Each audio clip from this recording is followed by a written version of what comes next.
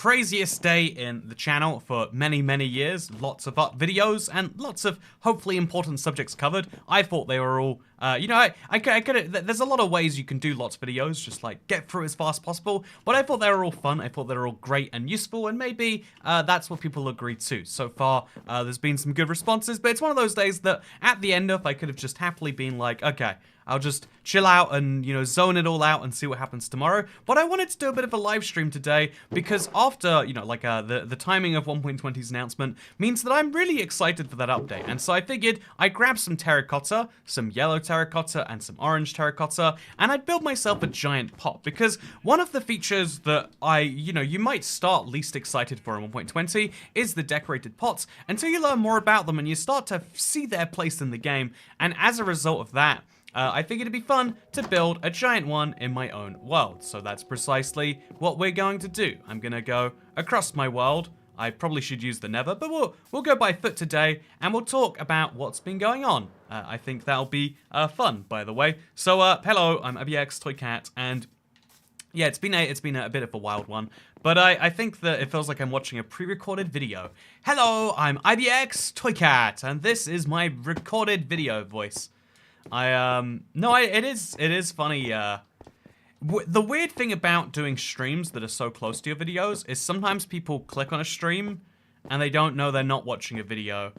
And I think that's bad for your channel if they're like, well, this video is like a little bit slower than I'm used to.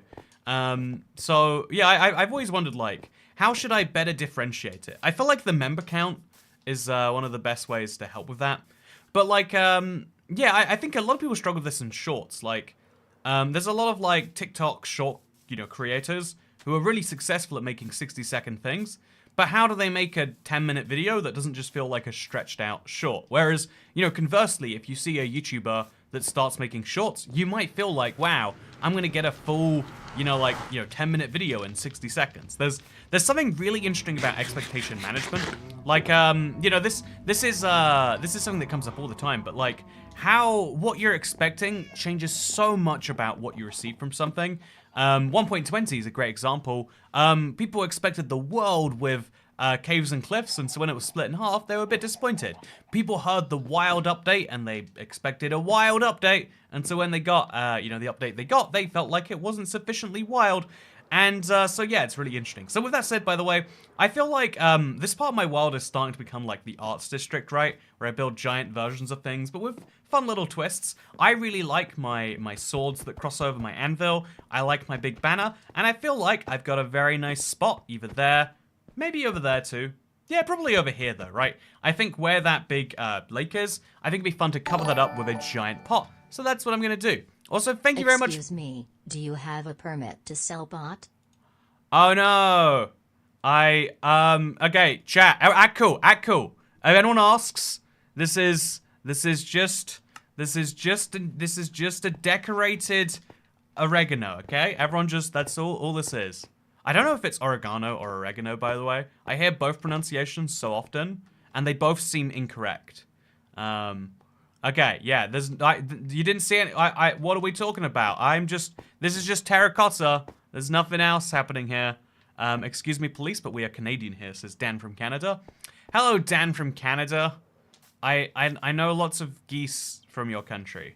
That's your most famous thing. More than the weed, I might even say. Sorry, more than the terracotta. There's no pots here. So yeah, let's build a giant pot. I'm gonna assume this is meant to be 16 by 16. Yeah, there's no good reason not to assume that. I think every block is. Although usually they go a little bit down, so like 14 by 14. So we could scale that up if we wanted to. But we'll just start with a small one and see if we want to scale it up later. Yeah, we'll start with a small pot, and then we could build a big pot in front of the small pot. So 14 by 14 would look like this. 1, 2, 3, 4. 1, 2, 3, 4. And then that's 8. So you just go 3 on each side of that, and that's 14. Honestly, a lot of Minecraft building is just doing maths, and I don't know if that's a good thing. I personally, I'm not one of those. Some people are like, oh man, maths is the worst subject. But I think people who don't like maths actually just don't like not knowing what to do and not knowing how to learn what to do. Like in most other facets of life, when you don't know what to do, you at least know how you could find out how to do it, right? You know, like if you didn't know how to breed a sniffer, you know you could go to Toycat's great big update question series, and you know that, but you would at least know you could Google how to breed a sniffer, and you know the result would probably be pretty close and easy to find. Whereas if it's like, oh yeah, there's a mob that probably there's a way to make your armor lose durability less, but you don't even know how to ask that question. And I think that's the problem with maths, that people have things. The harder things are, the more rewarding they are. Honestly, yes, so I've, no spoilers, but I just completed I did a single biome. Okay, so a lot of people said after seeing me do Soul Sand Valley that the hardest biome in Minecraft is not the Soul Sand Valley, but is actually the Basalt Delta. And I don't know if that's my opinion, but I tried it. So I tried a single biome Basalt Delta world, and oh god, it was rough, to say the least. So I looked at a pot, by the way, before this stream, just to, I had to be absolutely sure there. By the way, I appreciate you, not the police. I like humor. It makes me laugh. That's an alien trying to describe what's good about the world there. But yeah, I'm currently studying for a math qualification exam, my PhD, so I know the pain that is math. Yeah, the thing that's really hard about maths in my opinion, is definitely the struggle in working out how to work something out. Like I don't know. You ever think it's weird that because one of the things people meme on a lot is that maths teachers are like, you won't have a calculator everywhere you go. Meanwhile, we all have calculators everywhere we go. The Canada Goose taken with my city. There's so many, and they all have babies now. So cute. It's Canada Goose baby season for you too, Angela Van Cat and How. Good to see you, by the way. Hope you're doing well. I think it's the cutest thing. There's just a goose season where they produce more geese. It's fun. It's one of the interesting facts about the world, I guess. So yeah, this is what a pot looks like, I believe. We have to build one of these on the bottom, and then we build one of those on the top. And then I have no idea how the rest of the pot looks. I'm just gonna vibe it out as we go. So let me on your world. I promise not to destroy it, says Kylan Wit. Chat, should we let Kylan Wit onto my world? It sounds like a really good idea. I mean, he says he's not gonna destroy it, and you all know that on the internet, we don't have to think about the benefits of something. We can just take the word for it. Is it always human season? We always are producing baby humans. Okay, actually, that's not... We can produce humans anytime, but maybe you'll find it interesting to know that we don't produce humans anytime. There are months where it's much more likely to have a birthday and much less likely to have a birthday. Because the distribution... Man, whenever I start streaming, my voice gets hoarse.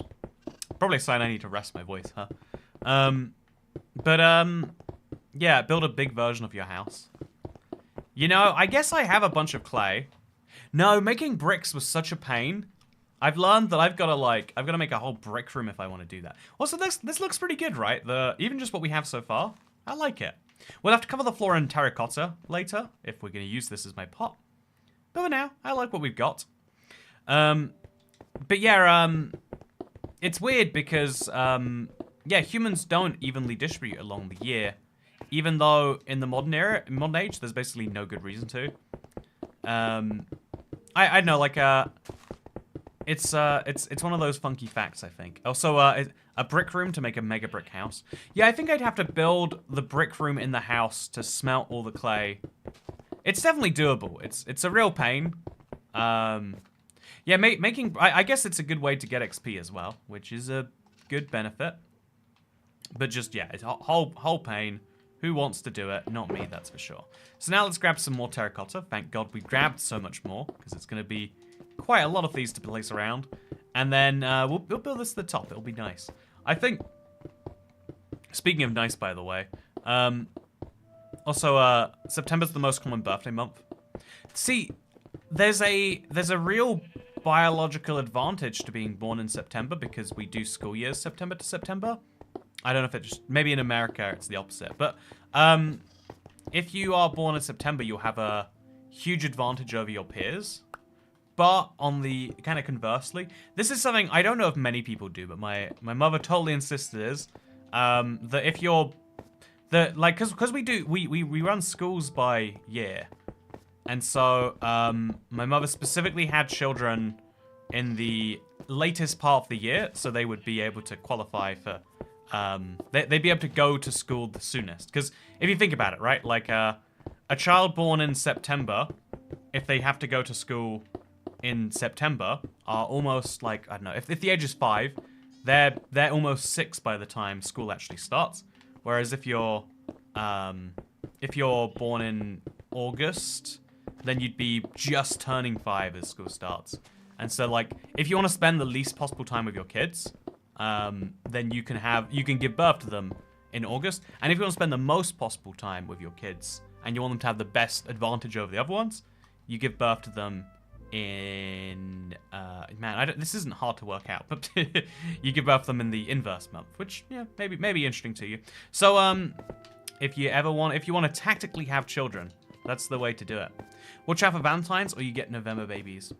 Yeah, every time I remember my like high school crush was born in November. Used to make fun of her being, I made fun of her for her parents loving each other, which says something about our society, really, doesn't it? But my father wanted a January baby, so our birthdays would be close. Oh, I don't know if I like that. Any family that's like trying to line up their birthdays, what are you doing? I honestly, I guess you're cutting down on costs. Also, is this going up? No, it's going down. Yeah, wait. Yeah, we want this to go the inverse of the way it went before. So, oopsie, we need to reverse this. And the easiest thing to reverse is the corners, so we'll just do that. So we have this come down a block this time. Like so. So, like this. This looks really weird, though. Yeah, I think we have to do a whole extra block in. Okay, this block, and then this block. And then if we do that, it'll be the reverse of what we had earlier, which is how pots look. Yeah, nice. Mini-mod is a Nov baby. You know, I feel like I don't get to have this lecture very often, but, valuable lesson here to be learned, Cat Beanie. You had enough... sometimes you have enough hobbies, and you shouldn't be just picking up more hobbies. This is a problem, it's the same thing I have with video games. Like, I was playing Breath of the Wild. I was playing some other game about some wizards or something. And at the same time, I've just bought VR. I've been playing that recently. And it's like, man, I've gotta like nail down one thing that I'm interested in. If you have 4 hobbies, you do them all poorly. Like, I don't know, like I want to have a physical exercise hobby, because I need that in my life. Which VR headset do you get? I got the PSVR, not because I think it's the best, but because I assumed it would have the most support. I remember Minecraft was available for PSVR, and I thought, well, that's a good sign. Minecraft thinks it's good. But I learned, I don't know. One of my big flaws is that if I want to enjoy something, I'd rather throw myself into it and enjoy something that way. Like you know when you're really young and you enjoy a game by like, you enjoy like reading the manuals and like kind of, I don't know, there's like a fun to learning about it. I've been recommended Breath of the Wild, Tears of the Kingdom videos. It's been really interesting to go through them. I think a lot of the reason people found my channel is the same thing. Like, yeah, like it's like you see a new Minecraft update you're interested in, and maybe you go watch some videos about it. Also, I think I want to enter below this. So I'm going to make this the doorway. And I'm going to place some terracotta there and over here and maybe all the way in. Yep, that looks good to me. Place some over here. And I think the water finally goes away. But I'm just going to go to sleep and deal with this. But yeah, I think, although I hate exercise, I don't care that it's healthy, says Ohio Master. Oh yeah, for me it's solely I've done the calculation, right? I like food more than I dislike exercise. Or I like food enough to try and trick myself into exercise. There's my bed. It's funny, I used to enjoy reading the manuals too, although it's too much of a wuss to actually play some of the games. Right, reading the manuals is like one of the best bits about it. You're like, oh, what's happening with this? I like to do programming, drawing, and making music with Castellone. However, I know I suck at them all. I mean, it's a, you know, first of all, I don't want to say you suck. You might be great at what you're doing. But the phrase jack of all trades but master of none, it's a real thing. Also, I think if this was 14 blocks wide, it has to be 14 blocks tall. I don't think we're actually there yet. I'll test that. So 1, 2, 3, 4, 5, 6, 7, 8, 9, 10, 11. Wow, 11 blocks. So really, we could be pretty close to... So I think we should definitely make another layer first, actually. That's my first takeaway from this. Another layer is going to be essential. Because 12 by 14 seems more logical if we have, like, the next layer be pretty tall. And then we'll kind of build it upwards to represent the base. Or we could just go have a whole 2 layers up after this and work it out. What streams will you do after 1.20, says Ohio Master? Yeah, I'm kind of excited for my favorite streams. I don't know, maybe it's past, but I really like destroying biomes. I want to destroy an entire cherry grove. Ever since the cherry grove was brought to the game, that's all I've been thinking about doing, and so it'd be nice to be able to do that. I'm gonna have to leave those terracotta there. It kind of hurts me to do that, but there's not much I can do about it. But yeah, I think that I think ever since Stuart was added, you wanted to remove it, says Trev. That's correct. Ever since Mojang adds a feature to the game, all I want to do is remove it. That's all I can. Also, didn't I have a whole... Okay, I moved it. It's good. Yeah, all I see is a new feature that I want to remove from the game. You know, I do my best to undo Mojang's goodness, apparently. Are you excited for 1.21? I do think that's one of the weird things. Is like a lot of people are like already a little... I think at least even, you know, I'm the sort of person who's like, yeah, you can be excited for new stuff ahead of time. Like, I remember when updates would come out, like, one of the first questions is like, okay, so what about the next one? But, like, we don't even have this one yet. So I'd say, like, wait for 1.20. You can give it, like, 2 days if you want to. It doesn't even need to be that. Like, but at least wait till the update's out. You can't, you know, I guess that'd be my key point. Because you're not going to hear about the next update for a little bit. You might hear little pieces here and there. But they're going to be focusing a lot of their marketing machine on letting you know about 1.20, not 1.21. I really like the potion and the armor glint. No idea why they removed it. I mean, there's still an armor glint, right? But I get what you're saying, Kyle and Whip. Also, 1.20 is the big pot update. You know, Mojang loves pot and they cannot lie. This is a truth that we've known. Okay, so is this a good pot? What do you reckon? Actually, yeah, I think we put a nice pattern on there, and that'll balance out nicely. Maybe dig around it a bit so it looks a little less silly, and then also obviously make this actually covered in stuff. Hi Toycat, I love your channel and your videos. Thank you very much, Richard Hack. Also, Logan555YT, 5 videos and a stream in one day. You spoil us. Honestly, it's been the also 6 videos in one streaming because I made a little bonus one at the end there. Hopefully you noticed it. I think it was a wild day. I'm glad people who, you know, like I realized when I'm making it, it's like one of those things that, like, you know, some people like there's this really hard to strike balance with videos of like you need to balance the needs of someone who wants to watch as many things as they can with the needs of someone who's just checking YouTube once a day and is going to be confused at why there's 5 videos from you, and like, how do you balance those things? I think I did a pretty... I think I made it in a way that, like, yeah, you might not even watch them right now, but you can hopefully come back to them at some point, maybe even after 1.20, like, comes out, you're like, oh, how do I do this thing? Like, the day before, as it's happening. Maybe I'm wrong. Also, the pot should keep growing taller, lol. You know, every time someone mentions the pot, it gets slightly bigger. Sounds like a believable fact. Okay, so we're gonna dig this. We're gonna make this entrance too wide, and then we're gonna, I guess, also have one of these. I think something is a tiny bit off about the pot. I think it should be a tiny bit higher, maybe. But yeah, I like what we've got so far. I think we should definitely put a design on this pot. So I brought orange terracotta, thinking, because, like, you know, if I wanted to, what's the easiest design to make? Like a skull or an emerald, maybe. So the easiest design is an emerald. So if we want to, actually, I'll show you on a different side, one that's a bit easier. What I figured we could do quite easily. Oh, I'm so close to getting that last couple of blocks down. So we'll just break 2 blocks to place 2 blocks, and there we go.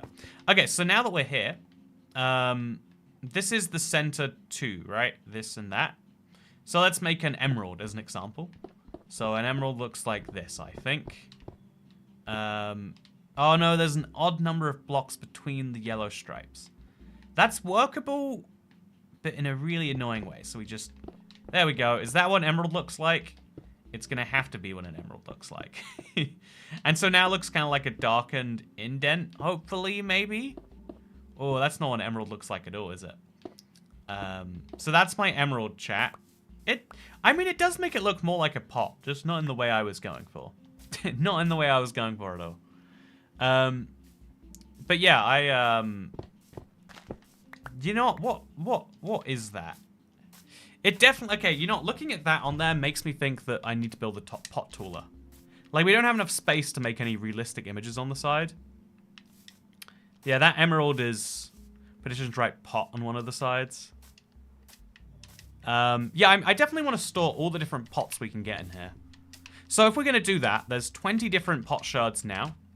I don't know if they'd ever add any more, honestly. We'd have to see.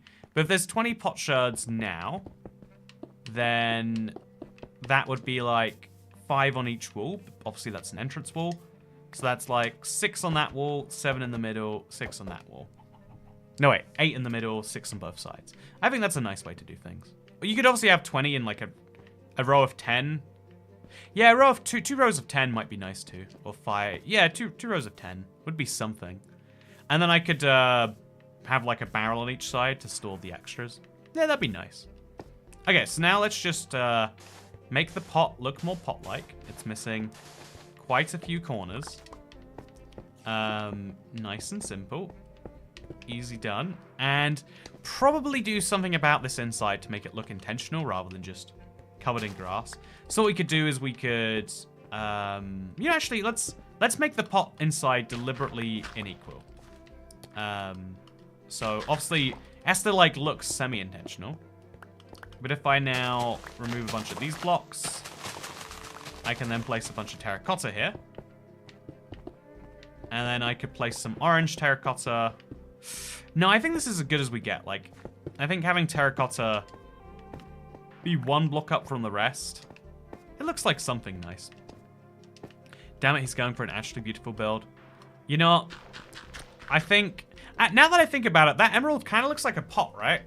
I bet we could have put a pot on the side of our pot. You know, why doesn't Mojang have a pot shard that looks like a pot shard? Wait, a pot shard that looks like a pot. Although, why don't they have a pot shard that looks like a pot shard? That's also a valid question, I think. Okay, and now we're going to have to build a proper bridgeway into this place, because currently it kind of comes off the side in a funky way. I'd love to put stairs down, but obviously that's not possible. So instead, we'll just dig into the mountain, ignoring this, and use some orange terracotta and do this. Okay, 1 block here, 1 block goes here, and a couple over here, and then another one there.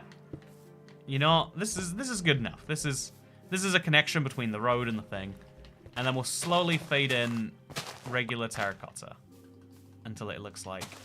Yeah, I think okay. We definitely. Oh, I thought I heard a creeper, but I was like, oh, that was probably just a bush or something. But no, that was a real creeper. Just a reminder, those exist. You ever hear about creepers? They're scary. They're very scary. Pot shard that looks like a pot shard is a shard in an item frame on a pot.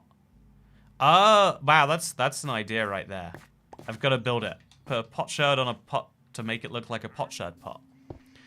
You know, I have this controversial opinion. It's a little wild, chat, but I think, you know, that pot shard, I know some people aren't going to like this opinion, but pot shard is a dumb name. It doesn't, I feel like no one has ever actually called them a pot shard, and I'm trying my best to do it, but I'm just going to start going back to shards soon. I I feel like the pot shard is probably the more recognizable name. What do you reckon, chat? It's my crazy opinion. I know. It's very unpopular, but no one has it. There's this fun thing about language, right? Of like, how do you decide which way to use it? And potsherd can be technically correct, while potshard can also be technically correct. And that's a fun thing as far as I'm concerned. Okay, so that's probably as much dirt as we'll get. We'll just fill it in besides a little cross here. And now that's the England flag. Problem solved. Potsherd has some toilet imagery associated with it. Yeah, I agree with that. I don't know why I agree with that, but you're totally right. So 1, 2, 3. Easy as that. Okay, so now we're gonna do another pot image, but on the other side. So we can remove this tower we already have. We can go to sleep. We don't have to. Wait, the world's lit up pretty nicely. And I'm gonna see if I can maybe build something better. Okay, what should go on my pot? Chat, this is the reason you come to the live streams. You get to decide, in part, what goes on the side of my pot. You know, I don't know what should go on the side of my pot. I think it should definitely start like this. And then, you know, is that something? A cat. Okay, I like the idea of a cat. I can turn this into a cat, no problem. Okay, so then we're gonna stack up. And then we're gonna have like, yeah, that's good. That's what a cat looks like. Okay, so the cat's going pretty well so far. Thank you for asking. Grab some orange terracotta, and now we just fill it in. So if we just, if we just ignore reality for a second here, just really push it to the side. I know you're already doing that all the time, chat. Yeah, there we go. That's a cat, right? Oh, what a cute cat he is. Oh, look what a look what a good set of whiskers he has. Oh, looks exactly like my cat, says cute trashly. Oh, what a good cat he is. Oh yeah, who's a good boy. The cattiest cat I've ever seen. Yeah, I don't think we could do more of a cat. I think that is as good as you're getting within that resolution. And then we obviously have to do on this side. So writing pot is actually going to be a little tricky within the confines of what we got. I'll do my best anyway. Okay, so 1, 2, 3, 4. Can we do a T with 4x3? Yes, we can. So that's this. Nicely done. I think you'll find. Is this even a P? It doesn't really look like a P at that scale, but we kind of have to go with it. And then here we'd have something. And then, wait, so the O goes like there. And then the T goes here. Yeah, I'd say that's perfectly balanced somehow. By pure chance, I have ended up perfectly balancing something. And I'm very impressed. Okay, that's not perfectly balanced. Okay, so we're going to fill these gaps in later. Or we could actually leave that. That looks like a T. So now we just have to place blocks up there and a place like... Okay, you know, I can do it. I can do it. Look at this. Just... placing things far away might be tricky. But I love to do it anyway. Are your tip and member notifications going through? Oh yeah, someone became a member and it didn't show up. Richard Hack. What's the law between glitch skin with the orange head you're always wearing? Okay, wait. I'm replaying your member notification. Is it going to come through this time? The first one came through, right? Also, Richard Hack. So here's the story behind my skin. This is my actual skin. However, if you try to find it, it is not available anymore. You have to already own... Oh god, it's such a nightmare to find your own skins that you own. So you gotta find it in here somewhere. I don't know where you'd find it. Is it... Okay, it's in here somewhere. You scroll down, and then you look for the Legacy Pack. And if it doesn't exist... Oh, it doesn't. No, there it is. Legacy Skin Pack. However, the Legacy Skin Pack is no longer being sold. So you have to already have this, and so being Ocelot's great. But I figure for those of you out there who want to be an Ocelot, but maybe can't be, I have an alternative skin, which is where you go to the marketplace. You don't have to buy any maps. This isn't some sales pitch, but, you know, like, if you want to get some great super flat, that's great. But type in toy maps. I don't think you can type in toy maps. I think you have to type in toy cat. Let's see what happens when you type in toy maps. Okay, you find maps related to toys. So you type in toy cat. I think you can type in toy cat. And boom, you find the Let's Play world. And with this, you get orange square skin, gravel toy cat, and one-legged toy cat. These are some high-quality Minecraft skins. And then also, if we go to IBX Toy Maps, you go to Ultra Flat Survival, you get a brand new update that's wonderful, and you get these two skins, which I think are pretty fun. And so that is the deal as it exists right now. I swear I have these skins, I swear. You know, I didn't see them, therefore you don't have them. That is exactly how it is. That's exactly how it goes. Sorry to tell you. So, yeah, I think now what we need to do is we need to back out of all of this, as fun as it is. And so that's the story behind my skin. I go back and forth between these two, but this is the look. It's Toy Cat, but he's in the torso, and Orange Square is the head because everyone loves Orange Square. Okay, so now back to Toy Cat. You've changed the skin. You're not Richard Hack. You've changed the very course of it. But yeah, the member notification isn't going through right now. I'll replay it another time. Weird. Okay. I want to hear Pig Step, damn it. So yeah, one of the nice touches I'm sure a lot of people like today. One of the touches I like most about the videos is the outro as relic. You know, like just to show that it's like a special little one-off series thing. And I like that a lot. I think I might do that for like a few videos after 1.20 comes out. Have some real fun with it, you know.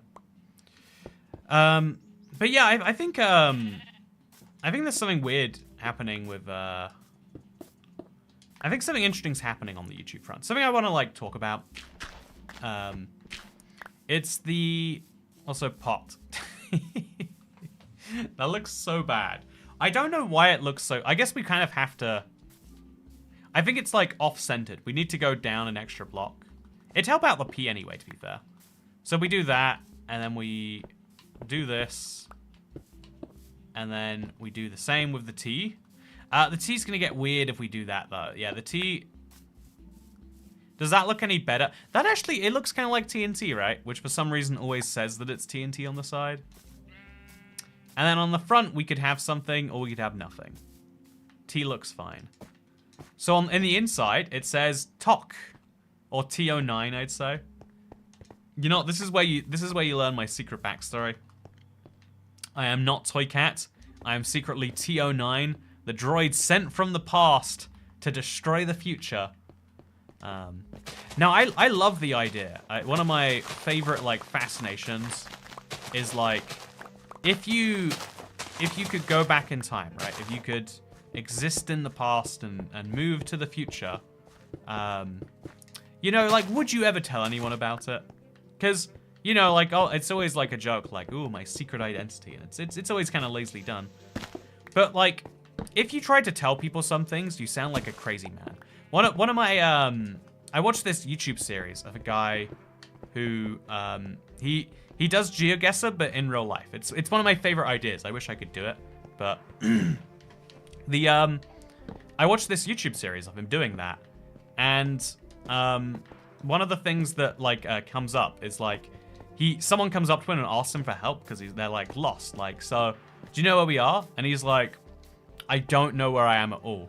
And then she's like, yeah, I'm just entirely lost. And he's like, I think we're in Rill right now. Like, I think we're in this like Welsh town. She's like, yeah, I know we're in Rill. I just don't know which part of it I'm in. It's like, me neither. She's like, you don't know anything? She's like, yeah, someone blindfolded me and sent me to a random part of the UK and I have to work it out. And there's just something about that whole interaction that's like, you know, like that, you sound so crazy when explaining the truth sometimes that it's almost more polite to lie to strangers, you know, like, I know, I have a, there's this fun effect. I don't know what it's named for, but you know, when you're, I'm sure everyone has this in their life somewhere. Were your parents ever more polite to you when they were around company? You know, or you know, put it this way: are you nicer to your waiter than you are to like your best friend or something like that? And it's weird because the answer is sort of yes. Like you can make fun of your friend; he's a right you know, word that rhymes with runt. You know, you can being mean to people is a way of kind of being endearing. Whereas when you just say, I don't live there, or it's my first time here. See, that's what I'm saying. Like, telling someone the truth made him sound crazy. By when you tell people the truth is reserved for those close to you, because ultimately the difference between a lie and the truth to a stranger doesn't mean anything. If you tell me that you're going, chat, tell me a true fact about you right now that's really boring. Oh God, we messed up the dimensions on this. How have I made this mistake so many times? How have I done this multiple? Okay, we can pretend it's not. No one will ever notice that it's slightly misaligned. No one will ever notice that. But yeah, if you came back from the future, or if you lived in the past, and you told people about that, they would just assume you were crazy. There's no amount of knowledge you can bestow that makes it suddenly worthwhile. So I'm gonna go get some new things to my pot, by the way. I notice. I moved 500 feet on a Wednesday. I have hemorrhoids, says Crusader. See, that's a classic example. When you don't know someone well and they ask like, oh yeah, what's can you make it today? You just say, oh, I can't. You don't say, oh, I've got hemorrhoids and I have to sit on a special seat because my butt hurts so bad. I have swine flu. I was born at a point in the past. I'm actually a human, not a cat, says Scoopsky Cat. See, it's so much more fun to imagine talking to a cat than, Scoopsky Cat, the human. That's not exciting. That's just a person. I don't want to talk to a person. I do enough of that in my life. Also, KD, good to see you. Hope you're doing wonderful today. Okay, yeah, the notifications for YouTube, you get 2 of them a day, and I use them up on my big update questions series. I'm gonna check on a random video series. Make sure everything's going good, by the way. Yeah, the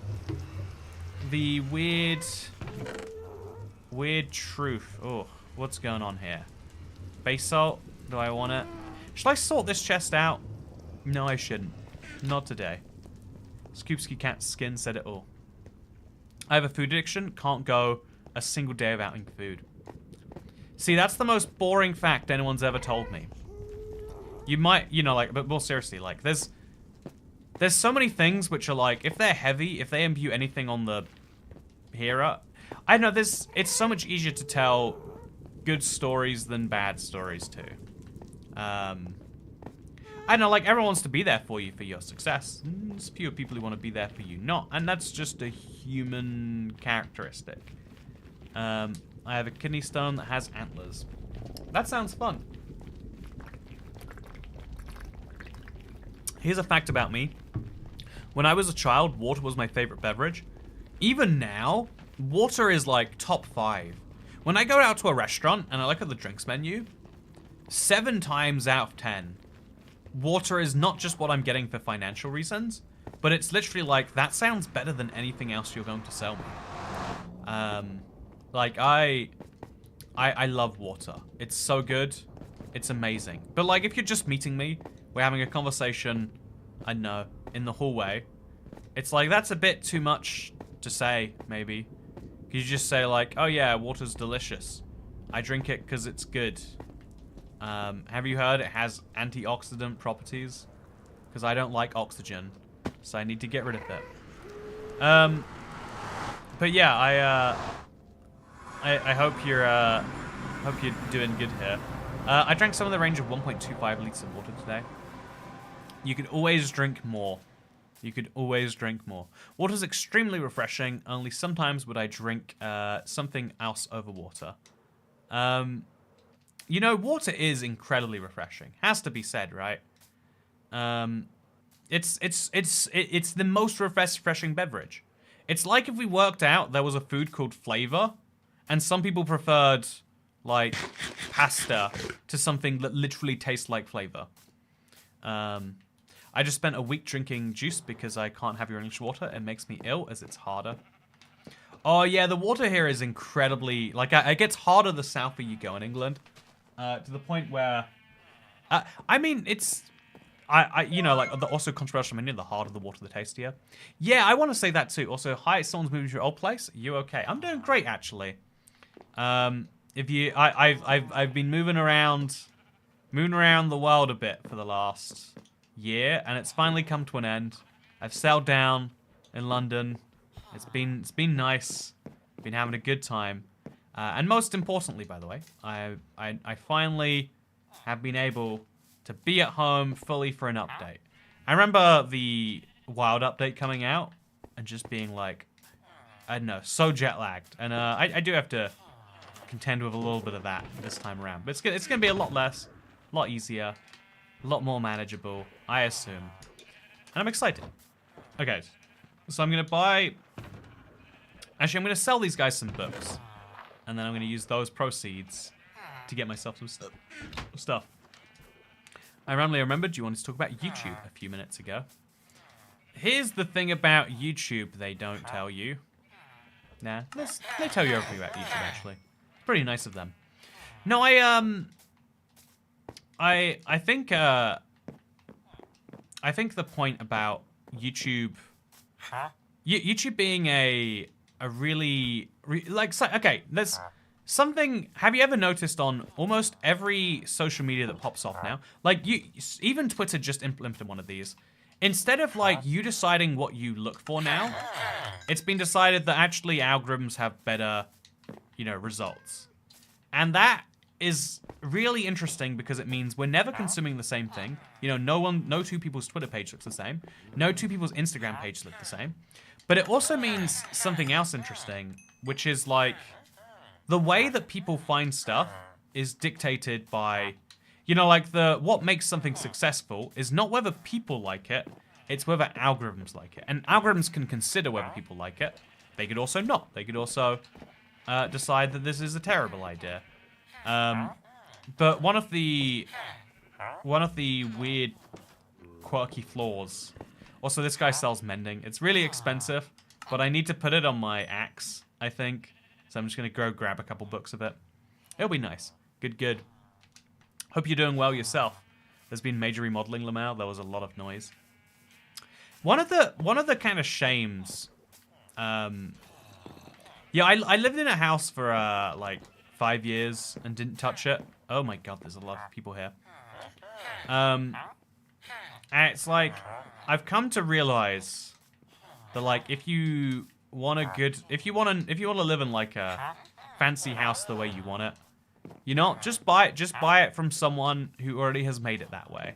If you have the money to spend a ton anyway, that's the way you do it. Obviously, the model of like, oh, buy a cheap house and then make it nice by doing it up is like a model that was made up when houses cost like hundreds, you know, or low thousands of pounds, maybe even tens of thousands.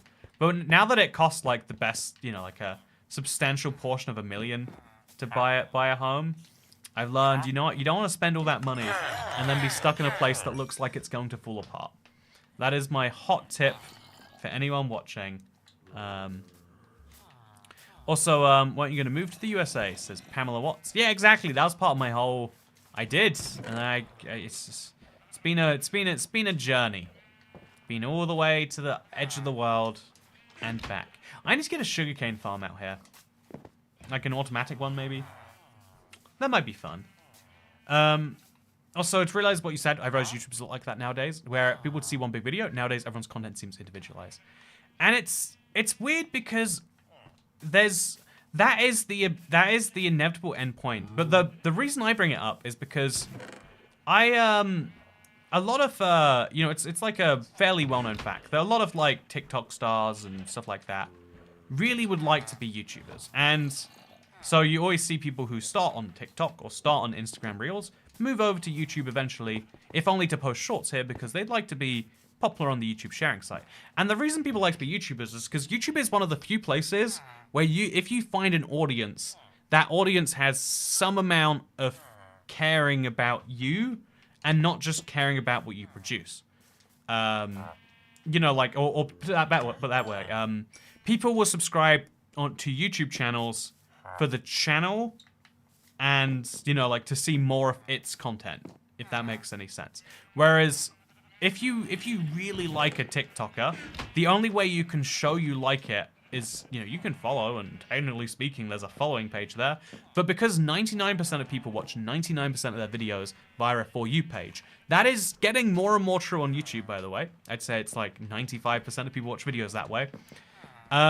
It means that you don't really discover YouTubers anymore. In fact, like, for the most part, YouTubers, like, made these communities years ago because there wasn't a For You. You had to search for things, and so they were kind of more valuable once you did find them, and you had like more of a, you know, like a connection to those people in a weird way. Like there are so many YouTubers that I found back in the day that nowadays I wouldn't be as excited to subscribe for, because I'd be like, yeah, I'll find more of it, another one of those. Like, it's almost like the fun way that like, I don't know, online dating is theoretically much better for people, right? Like, if there's a million people in the world, why would you try your luck with all the people who aren't right for you? Is the theory, but the practice of it is like, oh yeah, the value of each individual match becomes less. Like, people put like next to no effort into speaking to you unless like, you know, there's all these like fun quirks of online dating because like, you're just another number, you're another person. Same thing about like, when you live in a city, you're surrounded by way more people, but each of those people is less valuable and you value your personal space a lot more as a result. And so the same thing is true of YouTube. Like, the more channels you subscribe to, the more channels you're shown, you know, that are theoretically good, the less you care about each individual one because, you know, there's way more coming after that. Also, I never realized this. I'm just kind of curious. How far does the pathway go this way? Should I roof this? Should I put a cap on this? Or does it look good like this? I should put a bunch of horses going both ways so I could easily, like, walk along it, maybe. My algorithm started showing kids dancing. How do you stop it? You know, I hate to tell you, yes, that means you like kids dancing. It's the only way that can be explained. But the people used, like, if you found a good YouTuber, you used to be really excited and you'd subscribe and you'd be like, whoa, I hope more of this comes my way eventually. Nowadays, if you find a big YouTube channel, it's like, yeah, I'll be shown more of his stuff later. And by taking it from active to passive, you remove these like kind of connections. And so, you know, it's way harder to grow as a YouTuber now than it was in 2007 and in 2012 and, you know, like roughly whenever the algorithm started. It means like, and I don't think that's a bad thing necessarily, because it means that now way more people's content can be featured. YouTube Shorts are incredible because now there's so many people who would never have surfaced before, who have surfaced entirely due to these brand new algorithms. But at the same time, it's a double-edged sword. Their entire popularity hinges on the algorithm still showing you their videos. There's there are all sorts of channels, like there's a channel of a guy, I think he's British German, but he lives in Germany, and it's just him showing off like weird things about Germany. I find most of them to be like, yeah. But sometimes I'm like, oh, that's kind of funny. I wouldn't have ever searched that channel out by myself. And if I had, I would have been like, whoa, this guy's cool. But because it wasn't shown to me because I found it, it was just an algorithm, I know it will come up again if that guy has a particularly funny thing.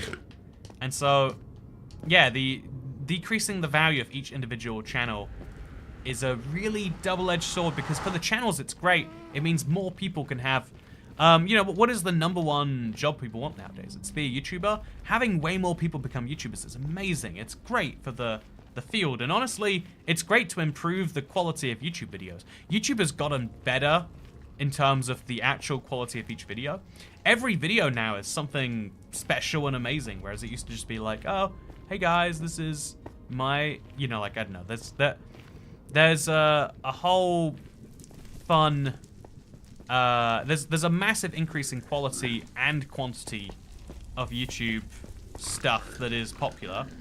Oh, I should probably start wearing gold to prevent that happening, huh? But the downside is it means that the channels that you do find, you're like, oh yeah, what do they in particular matter? And the answer is like, probably not a huge amount, really, right? it's really hard to make a compelling argument that you do have to care about every individual channel, because there's so many good ones and you'll be recommended so many more. And I think that's a hard thing about giving people what they want.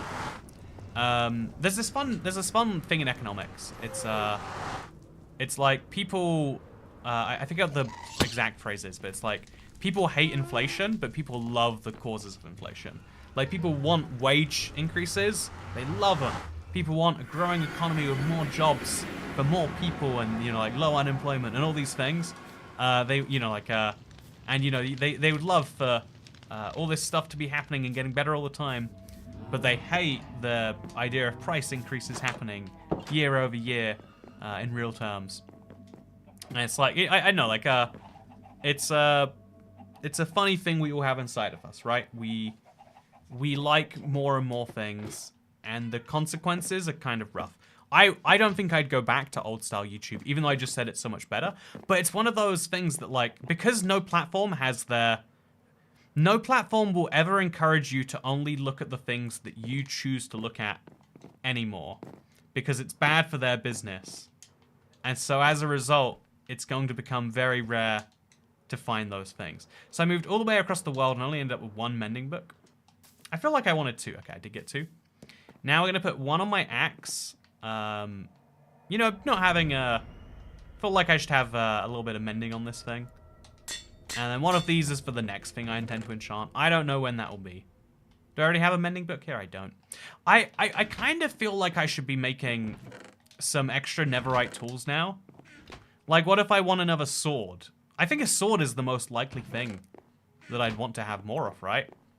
So what's my sword collection looking like? I've got sharpness. Should I have a sharpness sword to go with my smite sword? Maybe I should. Should I have you know, like a knockback? A fire aspect Bane of Arthropod sword? It's a hard one. I miss YouTube pre-copyright hysteria.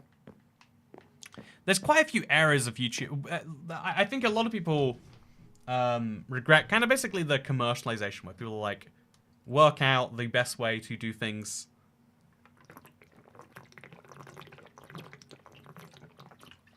Sorry. I think people miss the era. Ooh. Oh, by the way, wait, a thing you should do now, before 1.21, is you can craft barrels for cheaper than they're going to. Toycat, have you spoken to Big B recently? Honestly, the last time I spoke to him was 2018, 2019, in person.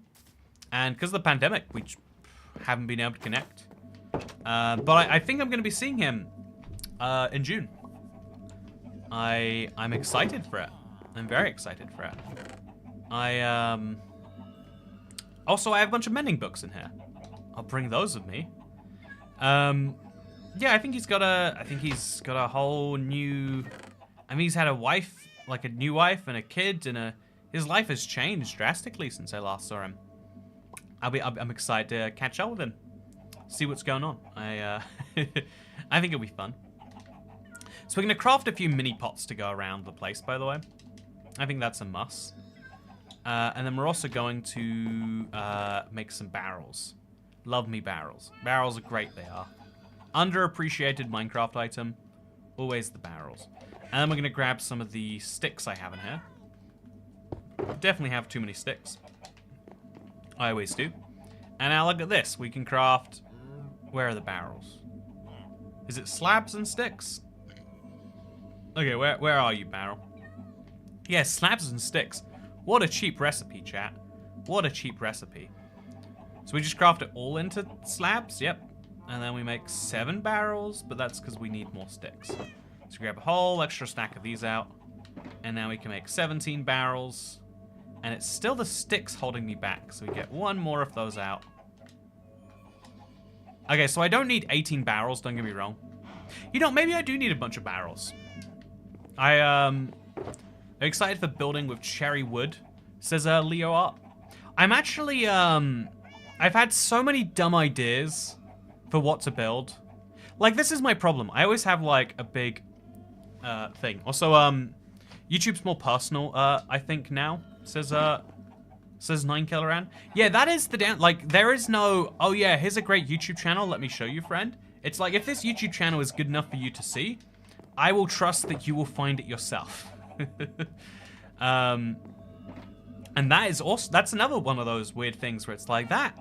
It's like probably better, but also it's, you know, whenever everything changes, I think there's always going to be people who like changes, people who don't like changes. So that's the way society moves. That's why, you know, someone came in chat. Katie was like, oh yeah, I really actually, coming to think of it, liked YouTube pre-copyright hysteria. Some people say they like YouTube before people made money on it. Some people say they like YouTube before the 14-minute rule. No wait, the 10-minute rule. It's funny. Okay, you know, there was this moment where like people kept saying like, oh, YouTubers just make videos 10 minutes to get the money. And it's funny because before that point, like that was known about for so long amongst YouTubers who cared. But some YouTubers who like just don't stay up to date with stuff only learned about it then or something. I don't even know. Or maybe everyone had to pretend they were just learning about it. Like, oh yes, the reason my video recently felt stretched is because I learned about the 10-minute mark rule. It definitely has not always been stretched. I don't know what the heck's going on there. Also, yeah, these little mini pots in here, I think add a lot to the atmosphere. Now I just have to put some item frames, like there. Okay, so 1, 2, 3, 4, 5, 6, 7, 8, 9. Oh god, I have done an uneven number. Did I? Ooh, is this even even? Wait, this side is 1, 2, 3, 1, 2, 1, 2, 3. How did I mess up on this side? So it's 1, 2, 3, 1, 2, 1, 2, 3, 1, 2. Okay, no, it is 10. I just miscounted. So we need to get 20 item frames now. So that's really easy. I actually had a bunch of leather on the other side of my world. Kind of an inconvenience, but it's fine. I see a lot of YouTubers do 8-minute videos today. Yeah, so at 8 minutes you get better monetization. But like, the funny thing about it, Venomous, is... Okay, let me just share... I'll just share the secrets with you right now. Here's the scoop. At 8 minutes, you get slightly better monetization than you do at 7 minutes and 59 seconds. YouTube allows you to display more ads on the video, and that's a fact. However, at 20 minutes, you'll make more money than 8 minutes, and an hour, you'll make more money than 20 minutes. The longer people watch your video, the more ad revenue you get. Is that a French flag? Disgusting. YouTube Shorts. Oh, YouTube Shorts, you make nothing. The difference between if you had 8 YouTube Shorts of 60 seconds each, and you turn them into a YouTube video, you would make hundreds of times more from the YouTube video, unless people just viewed it hundreds of times less. Because, you know, when was the last time you saw an ad before watching a short? People would be outraged. They wouldn't do it. Also, we got some leather here, and I've got a whole shulker box to go with it. I think I need, so 8 per... I need 2.5 stacks. 1, 2, 3. I think I did that math right. Let's see if I add. Oh yeah, perfect. See, maths is one of those fun things. Like, it's just solving a problem. You need to make your life easier. You need to do some counting, rather than just assuming it's unknowable. Work out how to make it knowable, and you'll have a good time. That's my lesson that I use all the time. How does YouTube make money off shorts? By making TikTok mad or something? I don't know. Even after the new monetization rules for shorts. So Duncan Wall, if you are interested, I've done a whole second channel video on how much I earn for shorts. For every 1,000 views on a short, I make about 4 cents. Actually, on this channel, it might be different. Do you wanna find out right now? So I can't show you this, internet. I do love to show... Okay, so we'll go to shorts. What was my most recent short called? Does anyone know? I've seen a guy showing his subscribers from shorts. Yeah, you get subscribers, which theoretically can be used for other things. I did a short forever ago. It was called... it was so long ago. I need to make more shorts, clearly. So, shorts. Okay, I've made no videos called shorts. I've heard getting a lot of subs from shorts might not be a good thing, as they won't watch your actual content. Yeah, that's, I spent 30 hours looking for this mob. Oh, thank you. Wow, Duncan Wall. Coming in here with the win. 30 hours. So I'll type in 30 hours. Okay, so this short got 72,000 views. Oh, wait, actually, okay, so... Again, chat, I can't show you numbers on this channel, but I'm sure my network won't get mad about the amount that I made. So I got 72,000 views on that short. How much money do you think I made? Wait, I'll do the big reveal in a second.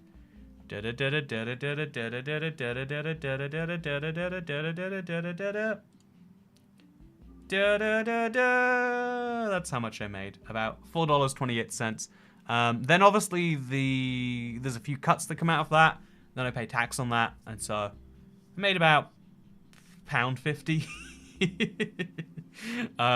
It got probably, I think that's slightly more views than the average video on my channel. But unless you get 100 times more views on a short than a video, it's not working out. I got 87 subscribers here. Yeah, that's great. But here's the thing. I'm going to go back to the game before I show off something that gets me in trouble. The really wild thing, the really wild thing is that I gained 78 subscribers, but like KMB said, they might not watch your regular videos because here's the thing about shorts feeds. You know how it keeps sending you videos? No one's, people who subscribe to stuff don't then watch it. If that if you subscribe to someone because you like them in 60-second form, will you like their 20-minute long videos? Will you like, what if you turn one video into 10 shorts, lol? I have considered doing that actually, like take a playthrough and make it 10 shorts instead. Or, you know what, maybe just take I'm considered taking an entire playthrough of Minecraft and making it into a short. Like, you know, it's a silly idea, but it might be fun. I think I think what I might use shorts for is styles of video that I used to do that I really liked, that were kind of popular, but I don't think would work anymore. Like, condense it down into a short and see if people like that. It's like a good way to gauge people's interest in a thing. But again, if you get people to subscribe to, let's say, I really like giving weird facts about Minecraft. Like, did you know, for example, what's a weird fact? Like you can use shears, you can enchant shears. I think most of you watching this video know that, but not everyone does. And then you can enchant them with efficiency, and they'll break wool so quickly. So, you know, just to show you that right here, this is my swords. Let's break them. Look at how fast that happened. Whoa, that's amazing. I love weird facts like that just, you know, help people know things, help people know a bit more about Minecraft. And so, fun. I love sharing facts like that, and so, you know, take a bunch of them, put them in a video, make it 60 seconds. But the only problem is if you find that people are interested in the short version of it, how are you ever going to hope that someone wants to watch a video where you can actually break down the harder stuff? Same with a live stream. Like, people who are interested in my channel aren't always interested in live streams, because yeah, you can watch a 20-minute video of something just fine. But what about something a lot longer? Okay, I want to go mine some mud now. Chat, I think that's what I'm gonna do. I need to work out an area in my world that 1.20 stuff is going to go. Because if you look, I've got this lovely section over here. 1.16, 1.17, 1.18. Well, actually, 1.19 looks terrible. I don't even know why it looks so bad, but it just, it does, right? So I need to make a big 1.20 block collection, because that's what I like to do. Or maybe I could start from scratch, I don't know. But where should I do it? I really liked this. I thought this was nice. I felt this lacked something, right? There was I think it's the space. It was just too cramped in one place. So should I just go backwards a bit and then like it sequentially goes back? Or should I build the 1.20 stuff like down here maybe? Or should I go somewhere else entirely? I'm glad they separate live streams from regular videos now, much more organized. Yeah, so there's two things I always hate about live streams being with videos. One is people watching them and being like, oh, I don't want to watch a 2-hour long video, Toycat. It's like you wouldn't be watching a 2-hour long video. You'd be watching a live stream VOD. If you want that to be a video, you can treat it like one. But just so you know, I'm not treating it like one. And the second one was sponsors work out how much to pay you based on your average views in the last 10 videos. They'd be like, yeah, this video didn't do very well. It's like, it wasn't a video. It was a live stream. You know, I would actively be losing money because I was having my streams be public. It was a big deal. Such a American. You know, a few people made the joke that I should, like, burn the American down now that I'm not with American anymore. I think that's a good... I think that's an idea. Yeah, I think I'm gonna go find my... Where is my mangrove swamp, chat? Do you know how to find it? I want to get a bunch of mud. I need to find a bunch of mud. Let's go do it, maybe. Do live streams being unlisted impact the algorithm? Yeah, when they treated them as one thing, it would lower your, like, average clicks for your channel. Because YouTube works out, like, how interesting are you to your subscribers? Wow, it seems your subscribers aren't interested in this one. Therefore, your channel, you know, like, it would drag down the rest of your channel, and the likelihood that the algorithm would show your videos to people, even the ones they might like, because it assumes, wow, people aren't liking this. It's surprising how much cutting the last, if meaningless symbols of ties with X help. I think a lot of people get a value, a cathartic value, from, like, yeah, something like that. If you never make the, if you don't do it, you might feel like forever tied into it. I know I had a bunch of stuff from an X at one point, and they were like, yeah, I'm just never gonna collect it. And so I was like, well, I could, with this box, I could, like, you know, I could just throw it out, or I could burn it. Also, wow, Dasher got the coordinates so quickly. Okay, so it's plus on the X, minus on the Z. So I'm going to throw away my stuff, and I'm going to go get a little bit of mud. Because if you look at my mud supply, it's not great. No, that's smooth base solid. If you look at my mud supply, it needs some serious improvements. That mushroom forest is so cute. It says Molly Minuet. Thank you, I like it. You know, okay, before we go to the mangrove swamp, which we're definitely doing, because, you know, I feel like to truly enjoy... something I wanted to do. I don't think I'm going to, because it just, I don't know. I feel like bringing back people's memories of 1.19 is bad. But I felt like one of the best ways to remind people, like, you know, 1.20 still isn't here, is to show people the last actual update and be like, look, actually, have you taken enough advantage of mud? I don't think you have. I'm just glad my ex is another guy's child. I'm free from 3 AM calls, says WJK. I think when you give people like that access to you at 3 AM, you encourage that sort of behavior. I know it's hard, it's easier said than done to be like, just don't let them call you at 3. But yeah, that sounds like hell. That sounds like a lot of difficulty. Okay, so now we got our stuff. Let's go get a few mangrove logs. Let's build a little house out of it, actually. I sometimes rewatch the Mangrove Swamp stream. It was the one where you got 250 new members. Oh yeah, that was such a wild stream.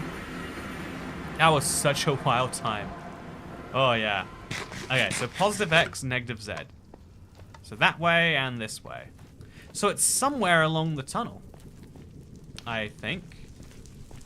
Yeah, 4,600, 2,600, 2,900, 2,600. Interesting. Very interesting. But yeah, there is a really fun, okay, you know, think about, like, algorithmically generated friends. And, this is a little bit dark, but just, you know, think about the idea. In your life, you have really good friends, and you have less than good friends. Non-ideal friends that are just kind of there, right? I assume this is true for everyone. Maybe I'm, like, telling everyone about, you know, again, maybe this isn't everyone. But I believe everyone has really good, close friends, and they have friends that are like, well, we're friends, lol. Like, there's a weird thing about friendship that way. Imagine algorithmically generated friends, where instead of having that second character of friends that you're just friends with because they're there. OMG, tunnel progress. Sorry, no tunnel progress today. I mean, I feel like I made a bunch of good tunnel progress. I think the tunnel is going well. Don't get me wrong. We'll flatten it out a bit as we run past here. But I'm looking for a swamp. So 4,600. How long is the tunnel? It's meant to be 1,000 blocks. It's very absurd. I need to get it finished before. I don't have any time to get it finished.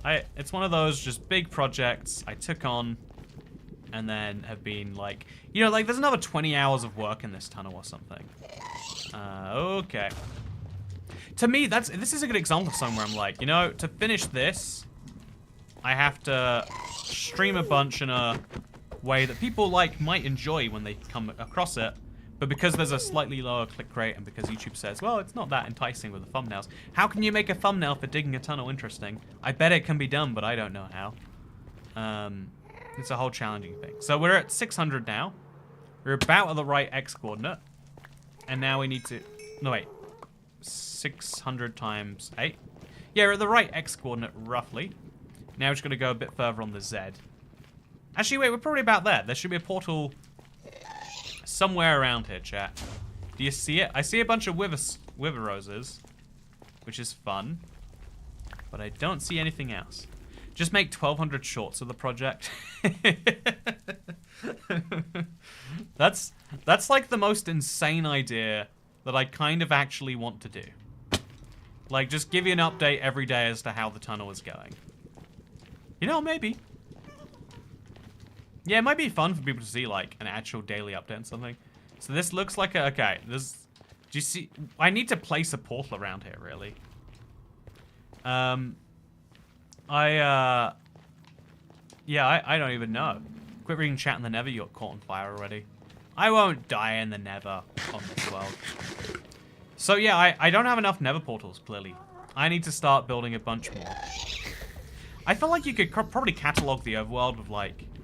If you divide up your Nether into, like, 50 by 50 grids, you could have a portal at every... That is such a good idea. I kind of want to do that. Like, cover my Nether in portals. But then you prefer for the portals to line up with actually important things. So, also, Toycat, how big is the survival world? At time of recording, it's on a realm, so... Oh, God, we're going to get hit. Quickly, quickly. Oh, God, that broke the game. 926 megabytes. Oh, I'm actually... Oh, Jesus. Oh! How has he did so much damage? Oh. Also, I can't believe the game lags and it's like, yeah, bad news. You take damage as a result. You're not wearing a chest plate. But the rest of it's protection for armor. It's never right. I think we're on easy, it said, right? Like, how much damage does he do? Jesus. Oh my God, Toycat, sorry I distracted you. No worry, it's my fault for being distracted. So this is my netherite mine over here from the Let's Play episode. I kind of want to, like, flesh this out into something, but, like, it's just... I don't know if that makes any actual sense. He must have sharpness 5 or 4. Yeah, it was pretty wild. It was very wild, even. It was as... So, I'm not going to find my mangrove trees without going back and getting some obsidian. How can I get obsidian in the Nether without just finding a ruin portal, chat? Is that the only way? I don't want to find a ruin portal. The day they update the settings screen with the new UI will be the day I rejoice, because it won't lag anymore. I want... My biggest disappointment in Minecraft is the new UI. They put together a team of some of the best people to work on it, but then didn't actually line it up with, like, user experience people, UX, or they didn't get those people involved. They didn't get people who could actually implement, like, if you put a great UI team with people designed to make the menu actually better, you could make something amazing. Like I always use 4J as the example. I'm sorry, but the fact that they made that custom super flat menu, which both Java and Bedrock can't do because they don't integrate their teams correctly. It's I don't always quite get it. I sometimes think, like, Minecraft has an internal example of how to do stuff. They're releasing as their finish. But then how is it taking so long? Again, I know software development takes a while. But, like, here's the new menu screen we have so far. Oh, wait, it doesn't work in the game. We don't have any new menu screen if you're inside the game. Okay, no new menu screen yet. Never mind. But it's been over a year, and it's like, yeah, they got a new world select screen. It's like, but isn't this like 4 people's full-time job? Achievement screen. Okay, there we go. Yeah, so this new achievement screen is nicer. It's so cool. But it's like, I feel like in the time it took to create that and the world select screen, entire games have been made. You know, or rather, you know, even I guess even just like entire Minecraft updates have been made, right? It's one of those things where when you're not informed about something, it's hard to see where the time actually goes. Maybe they went for 100 revisions, and each of those revisions made it slightly better, and you can't tell how much better it is till you. But it's like, you know, again, if it was maybe perfectly to my taste, I'd get it. But right now, I'm like, oh, something's gone wrong here. Note the UI have been in development for 3 years before they released any of it. Yeah, I remember. It was, I was at Disneyland with my then ex-girlfriend when they first announced the UI. I was at Disneyland, so that would have been pre-COVID by quite a bit. Like 2019, 2018 maybe? And so that was when they said that they were like, they'd worked on it for a while then. And it's like, this is 5 years of UI design. Wait, not this. This is old UI. This is 5 years of design. And this is nice. I like the achievement screen a lot. But do you see 5 years of labor in this? Also, do you hear the foxes? I think they're having a good time again. Remember in 2018 they asked for your UI ideas? I want to know so bad. And that's the problem with companies being kind of opaque, is like, you know, clearly it's not their priority. But like, there are whole people who are employed to do this, and if they're not, you know, like maybe I don't appreciate the gap. Maybe there's a really good reason. I never hear the foxes, probably for the best. Also, Minecraft UI hurts because of the inconsistency. Yeah, okay, the bits of the UI that are really good don't... The bits of the UI that are really good don't work as well because they're mixed with the bits of the UI that are old. Take a look at the Super Duper graphics pack and RTX and how they've turned out. Yeah, I think Minecraft's development has an issue. I think that's like a widely known fact. I feel like there's some people who really can get past it too. But they always seem to get burned out. Like, I remember back in the day, like the first, like, you know, there was like Dinnerbone going crazy on new features. Then there was like a couple of Pocket Edition developers did the same for that version. Then you have King B Dogs doing the same. And it feels like there's like some couple of people pushing the whole game, you know, pushing a whole project forward sometimes. That, you know, Henrik Nieberg for Caves and Cliffs was wild. But yeah, I know. I think there's a little bit of a struggle of like, how do they? I think, you know. Okay, well, actually, this ties into the maths thing I've been talking about this whole stream. One of the struggles for a lot of people is knowing how to do something you don't know how to do. And so, if you're an organization that gives you a task, or that doesn't give you a task, it's just like, work it out, make stuff better. But like, also don't get it wrong. Don't, also shiz. I've heard developers say Mojang tries to keep the indie work culture, but they have so many things they need to do for the game that creates such a conflict. Yeah, the thing is, I've actually heard of so many good things being done through the indie culture of Minecraft. So maybe that's, I could imagine if I was to guess. Because, you know, I speak to a few developers here and there. You know, I'm sure they don't want to share all their opinions on Microsoft internal politics. Also, is that obsidian there? It's not. Why do I have no obsidian? I need to go get myself some obsidian now. You know what, chat? This live stream has become Toycat Mines a bit of obsidian. Hope you don't mind. It's a good use for pickaxe, to be fair. But I have a stream where you took a shot when the time went off, and it turned out you were having double shots. Yeah, if I'm not mistaken, it might have been triple It was the communist glass. Or sorry, the Soviet glass. Technically, there are other communists in the world, not just the Soviet Union.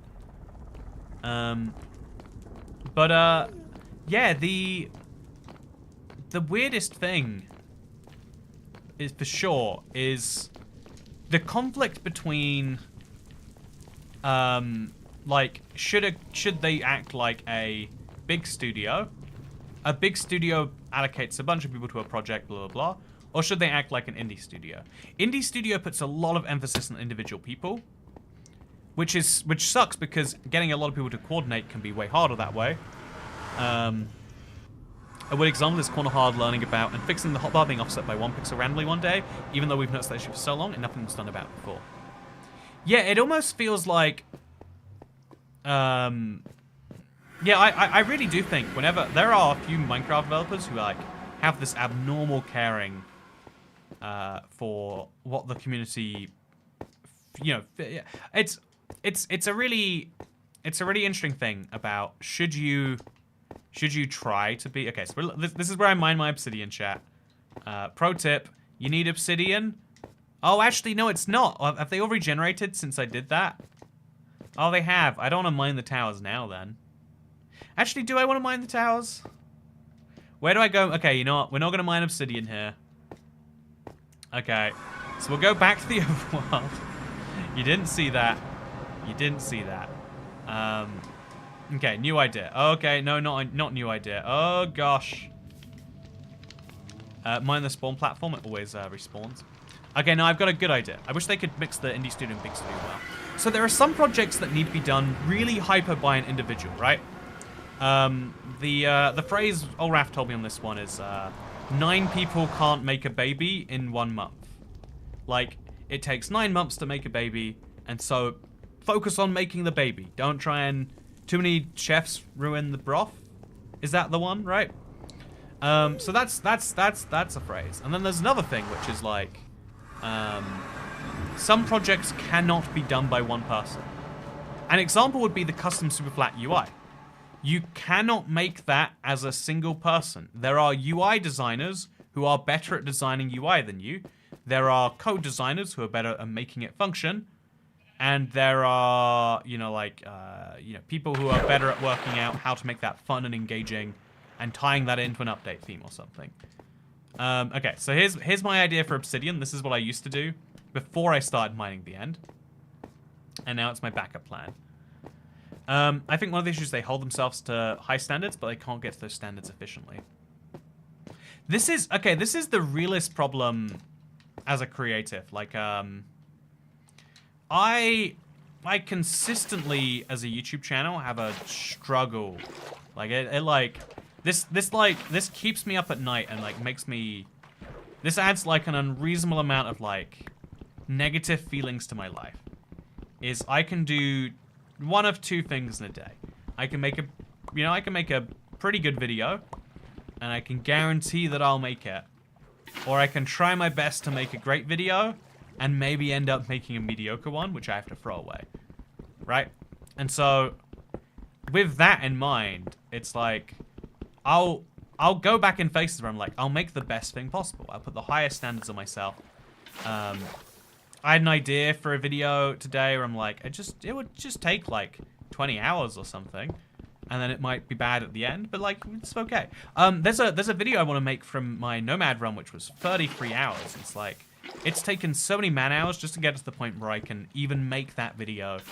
And then it's going to take, like, someone downloading 33 gigabytes of footage. And it's going to be, 33 hours of footage. Probably more than 33 gigabytes. And then it might, and then, like, what happens after that? It takes so long to make something that's hopefully going to be good. And then even then, it might be like, well, should have told better jokes. Should have done better this, better that, whatever it is. Also, I think I should stop the water flowing here. That's what I am going to do using Deep Slate. Just put a block over here. And now we can actually dig it without all of this pain. But don't you have an editor for live stream content? Yeah, I mean, that's probably what I need to realistically do. Is have someone who's like always watching the live streams. Like I know, like I have a YouTube Shorts channel editor. If you don't know, I have a channel called Toycat Shorts.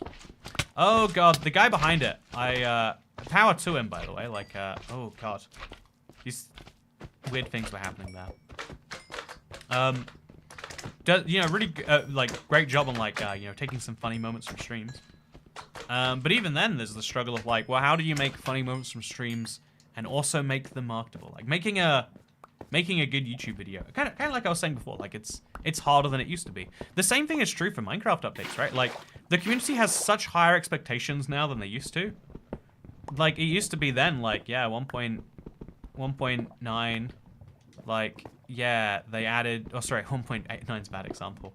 1.34, they're like, yeah, we added a new boss, by the way. It's pretty cool. Also, there's this beacon thing that lets you mine faster. We don't need to worry about how useful it is. You're just like, yeah, that's amazing. Whereas, you know, 1.19 brings out the warden, and people are like, well, are there really enough reasons to go there? And it's like, yeah, I feel the struggle. I know a guy who takes 2+ hour streams and his editor makes sorts outfit called Sushi. Toycat Sushi, Little Bites. Oh, that's fun. You know, sushi isn't always little bites, though. My favorite sushi place I've been to. It's a place in Vegas. I want it. You know, I need to find a good sushi place here. Do you think... Is all-you-can-eat sushi a thing in London? You know... Okay, chat. Stare at the obsidian. Mind the obsidian for me. Because I'd never had good all-you-can-eat sushi before. Okay. All-you-can-eat sushi London. Is there any good all-you-can-eat sushi? 3.8 stars. The best all-you-can-eat sushi restaurants in London. See, but I just don't believe it's going to actually be... Okay, there we go. You know, maybe there's hope for me yet, chat. Maybe there's hope for me yet.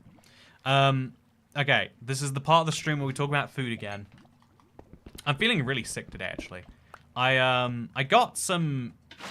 I went to a bakery where everything is made from whole grain flour. Is that good for you? They seem to think so. It makes everything taste like wheaty though, right? You know the taste I'm talking about? Anyway, so but then I ordered like a bunch of like, I don't know, super oily noodles.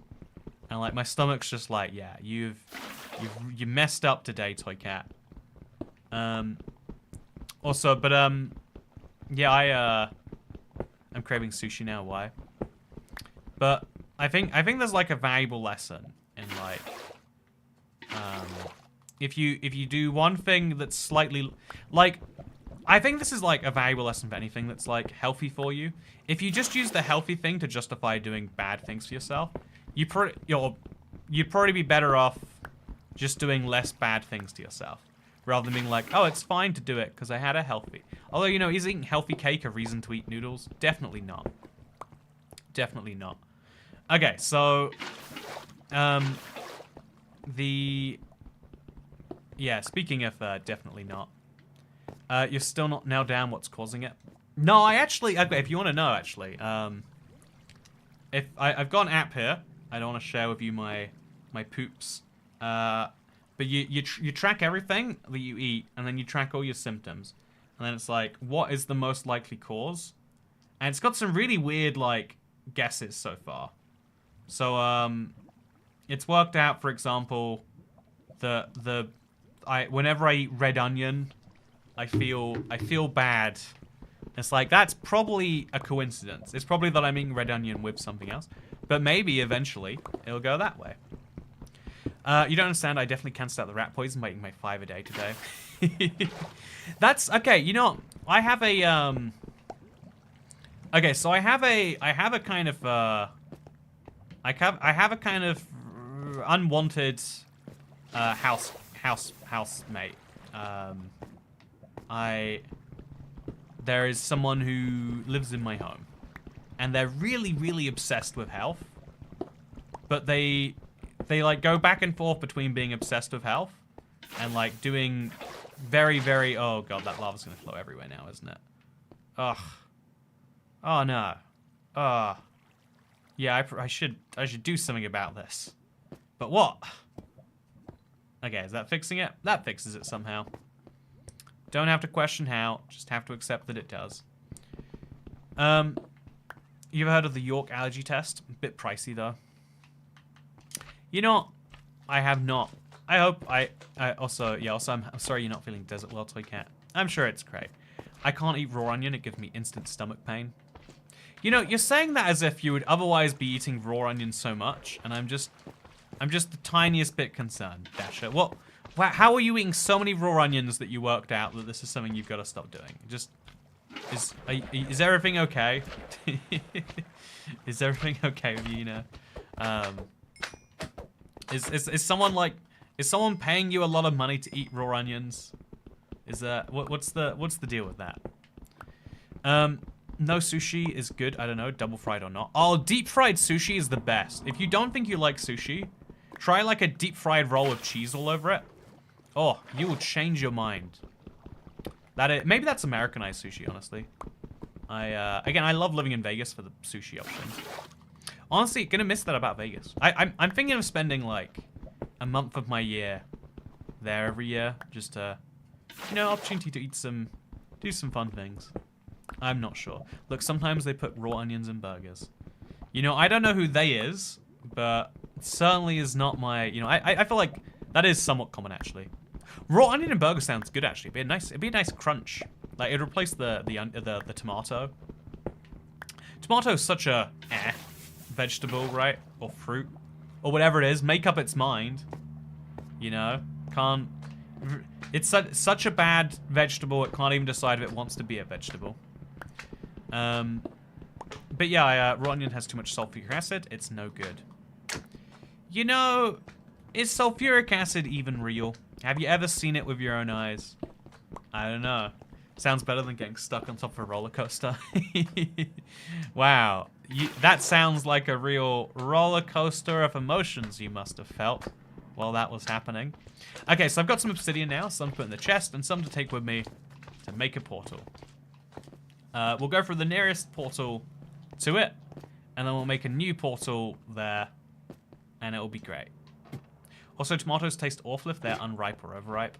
One of the things I've always wanted to try, I've heard tomatoes, when you grow them yourself, tastes so wildly different to tomato. Like, you know, okay, have you ever tried bread, chat? Have you ever tried bread? I know what you're thinking. Yes, I eat bread quite regularly. You buy it at the store. No, no, no, no, no. You have not tried bread. That is not correct. If you want to try bread, you go to a bakery, right? Everyone knows that. The bakeries sell bread, the good bread. But like, why is it so different to the other bread? It's because the other bread's designed to last a week. Real bread goes hard in like 2 days or something. It's terrible. So try real bread at some point. It's amazing. The same thing is true for tomatoes, I've heard. Is real tomatoes taste so good. But yeah, no, I have a housemate, and they're always just like eating real well and then like binging terribly. It's like, you know, if you just cut out the binges, that's the more important thing. And that's really hard. That's easy to say and hard to do. Because, okay, here's one of the struggles. Here's one of the biggest struggles you'll find in your life, is being dishonest with yourself. If you don't acknowledge that you're doing something awful for yourself once every week, if you tell yourself like, oh, that was a mistake, that's not me, then you won't be able to rectify it. If you can admit that's how I am now, but I would like to improve, you can do so much better with stuff. Like, you know, I leave projects unfinished. I can accept that's true. I can say it's fine. I can say that I don't mind that this project is unfinished, if I don't mind that it's unfinished. I can even say that I don't like that I don't finish projects, but I'm still going to do it anyway. That's acceptable. But if I say, no, I never don't finish projects, my projects are always perfectly finished, I don't see the flaw, then I'll never improve. I'll just always have them be this way. And if it does upset me, if it does cause me problems, like maybe it would, then I'll never get better at it, right? I'm never... Like, trying to be honest with yourself is one of the hardest things.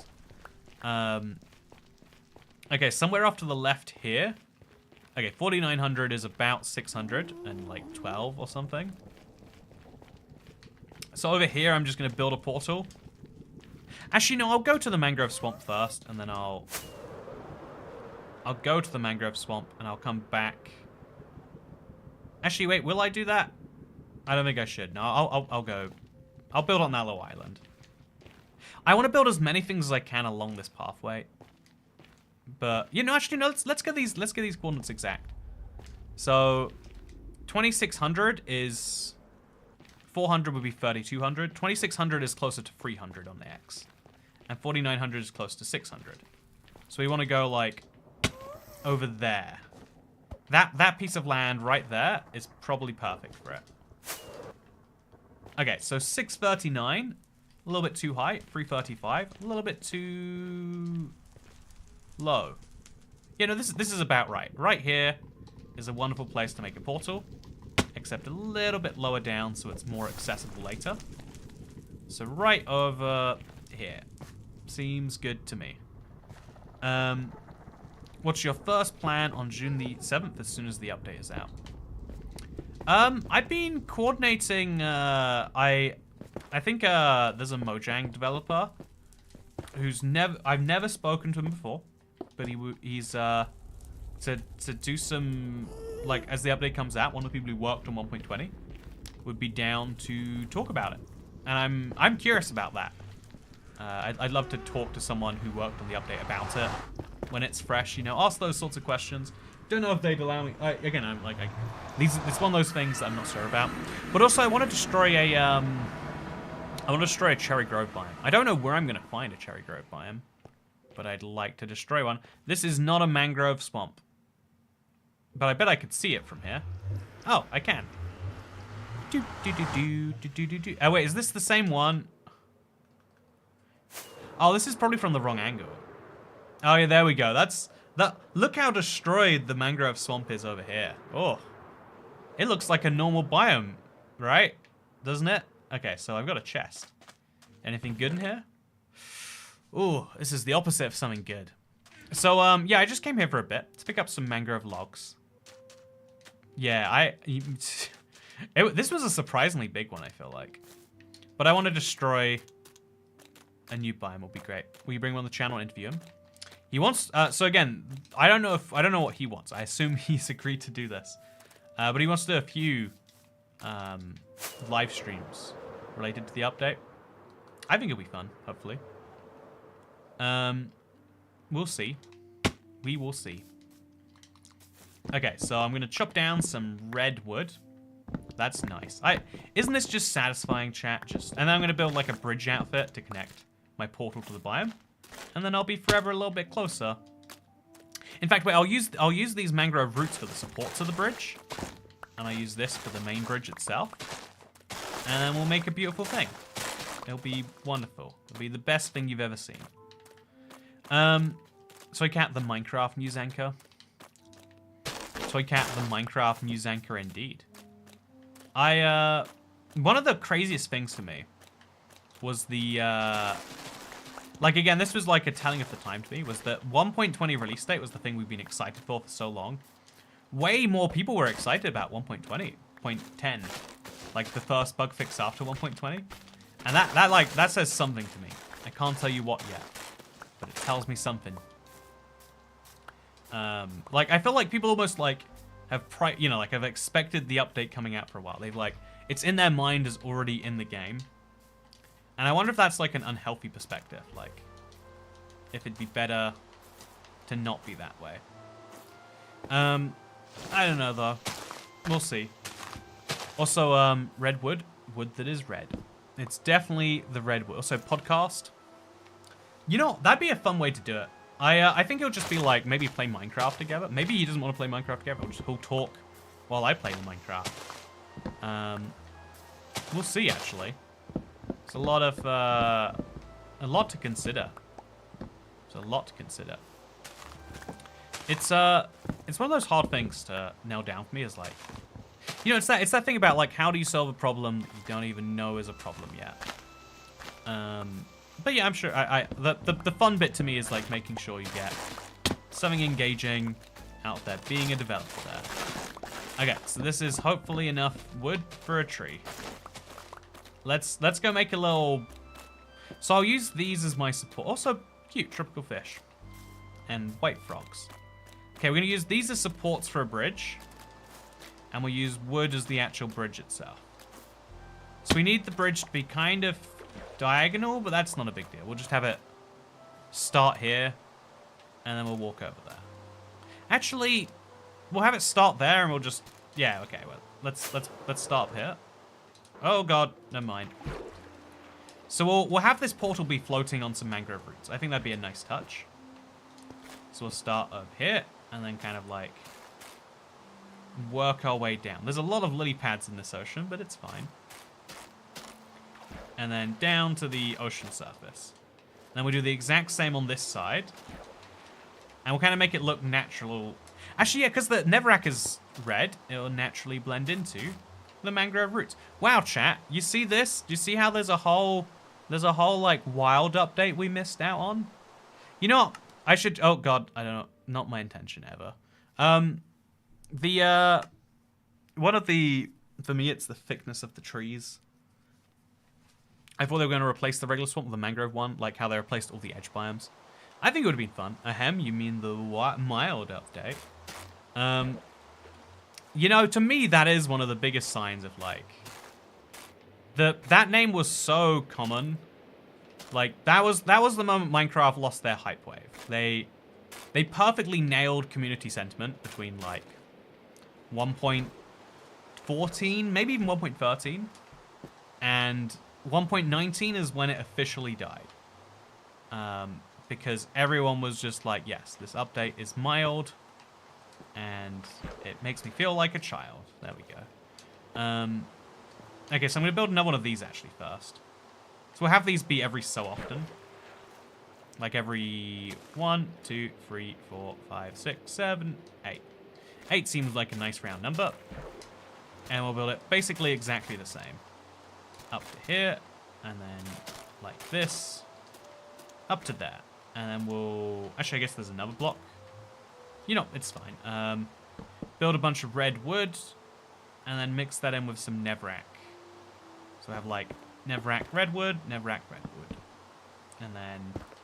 Actually, does this even look good? We'll find out, I guess. Place one of those. I kind of like this. We could have it like blend so that more... Towards the start here, it could be mostly Neverac. So we'll remove this, and this, and this. So it's like 3 blocks of Neverac for every 1 block of mangrove roots. So they're just kind of there. They're not really, there's not really much of them though. And then, okay, so then we'd have to have a mangrove here, and then 1, 2, 3, a mangrove there. Then we get a little bit closer, and it starts to become 1, 2, and then 1, 2. Yeah, see, like kind of a blending in. You see this? You see this, chat? It's nice, right? And then we could have the bridge go... We'll have it go like this for just a little bit. So 1, 2, 1, 2, 1, 2, 1, 2, 1, 2, 1, 2. And then now that we're like way closer to the biome itself... Actually, we're still not mostly there, so we'll have to like... Just a few more of these, I'd say. Okay, now that we're basically there, we can now switch out to like 3 mangrove planks, 1 Neverac. 3 mangrove planks, 1 Neverac. And it'll be fun. It will like show the transition from the hell biome to the fun biome. So now the Neverac there, 1, 2, 3, Neverac there, 1, 2, 3, Neverac there. I think you could have done this with like a way more blocks. Made it more interesting that way. But then it should finally finish off, you know, to like perfectly complete the set, right? We could like finish off with a pure mangrove plank section. Just like this. And then now there is a bridge that goes from there over to there. That slowly transitions from one to the other. I kind of like this actually. I think probably went a bit too heavy on the mangrove root sections. But otherwise, pretty decent. So to do the same thing over here, we got to start over here. Over there. Make it work. 1, 2, 3. And then from here, actually, is that 1 block higher up? I feel like it might be. Yeah, that's right. Up, up. And no, it's definitely not. Oopsie. But yeah, also look, there are frogs spawning on here already. Cute. Now we're going to have a big mangrove log section. That didn't work how I intended it to, but it's fine.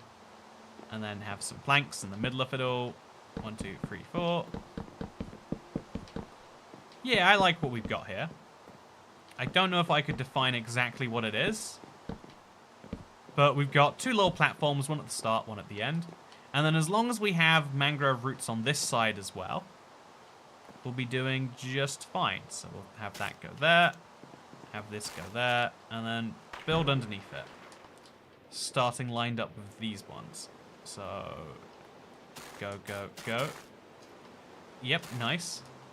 Also, you should make a frog sanctuary. You know, I do love frogs. You know, actually, I feel like frogs are always happy little friends. I think that's their big benefit. To be totally honest with you, it's they always look happy. You ever seen an unhappy looking frog? Bet you haven't, unless you're playing Minecraft. What's the next Bedrock feature you think they'll take away in the name of parity? That'd be a good Q&A Saturday question. Well, you see, a lot of Bedrock issue users were complaining about building in front of them being unlike Java. So we did the brave step of taking it away. Yeah, again, this is like, I feel like someone needs to like describe this stuff in a way that Mojang will listen to. It is my, it's hard to do in the middle of an update video. Maybe this is something, I don't know. And now's a questionable time because of like whatever's happening with updates. But like, I think Mojang, we need to have a serious talk with Mojang about Bedrock exclusives and how the best way to deal with them is not to remove them. That's not what anyone wants. It's not what anyone would be happy with. And so they've got to stop doing it, please. Well, see, I like this. We now got a nice little access point for the mangrove spawn. We probably need more rungs in the middle, to be totally honest. But this is something. Oh, no. Oh, I made it, but I let go anyway. I think up here is, it's a jungle. But maybe this is where my ancient city is? Maybe? No, I don't think so. It's a nice mangrove swamp, huh? It's a very nice mangrove swamp. Look forward to finding a cherry grove biome. Destroying it soon. Getting a bunch of stuff. But yeah, I think that's a really important bit. They've already taken away Bedrock's superior performance in the name of parity. Yeah, right. It's kind of wild. I wonder where it goes next. I hope good places, but I don't know good places. So we'll make a little mangrove bridge. If we make it out of wood, it'll be safe in the nether, because wood is famously very easy to protect from fireballs. Problem solved. Look at that, chat. No problems whatsoever. Then we'll fly up, and we'll fly over, and under, and we'll get back to the main world. Okay, we have to look at the pot at least one more time before the video ends, because otherwise people will be like, "Oh, Toycat, you didn't show them all off." Also, I don't think I placed the. I got item frames. I don't think I placed them down, right? Did I? I must have, or I'd have them with me. Wood is very well known for not being flammable. Yeah, the fire department is always saying, like, please build your stuff out of wood. You know, because wildfire season's coming, it's going to be a big problem. Also, I don't like how they always spawn together. Always cause me issues. Weren't you supposed to get mud? Yeah. See, I can either say, oh no, you're wrong, I didn't want mud, I was always there for mangrove. You're wrong, KMB. Or I can say, yeah, I made a mistake there. There's a lesson to be learned about persistence. I should just start writing down my ideas in the chat. I would like to get mud. And if I start writing it down somewhere, I'll stay accountable to the somewhere messages, maybe. That's a valuable lesson. Also, there's a frog in the nether now. Yeah, I hear frogs do really well in the nether, so it's a great place for him to be. Wonderful place to raise his kids and his family. Will be no issues there whatsoever. Speaking of no issues whatsoever, I like your house design. I may duplicate it as a house for my next SMP season. You know, the Let's Play house is an all-time classic. There is no house that's as good as the Let's Play house. I think, by the way, I might do a super flat episode after 1.20 comes out. I think that might be fun. Don't they spawn in the Nether also? I don't know who told you they spawn in the Nether, but that's a funny thing that they told you. Mojang removes bone meal for instantly growing trees for the sake of realism. Yeah, I think that is a good example of, like, there are, like, finding balance is really hard in a studio made up of lots of different people, where people don't want to step on each other's toes, but also they're all trying to make the same game the best game. Sometimes it's going to have inevitable conflicts, right? Also, more super flat sounds good, says Mark Barger. Toycat is just like me, looks shiny. Single biome, Cherry Grove Wild. Yeah, I mean, given that the okay, that's a fun idea actually. I really liked the single biome challenge I did. I think a Cherry Grove would be a really nice one. I think Toycat's secret is that he just never stops. He genuinely has a terrible time not making content.